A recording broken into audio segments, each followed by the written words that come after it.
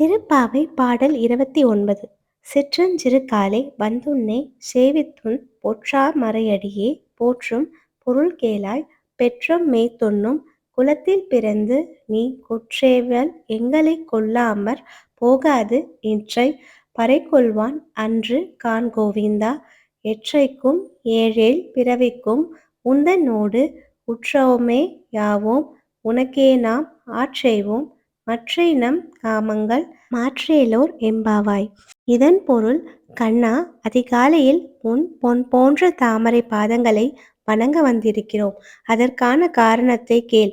பசுக்களை மேய்த்து பிழைக்கும் ஆயர் குலத்தில் பிறந்த நீ எங்களது இந்த சிறு விரதத்தை கண்டு கொள்ளாமல் விட்டுவிடாதே.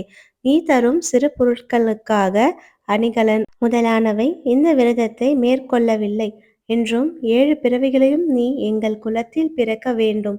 எங்களை உன் உறவினராக ஏற்க வேண்டும். உனக்கு மட்டுமே சேவை செய்யும் பாக்கியத்தை தர வேண்டும். இது தவிர மற்ற விருப்பங்களை எல்லாம் நீயே அழித்துவிடு.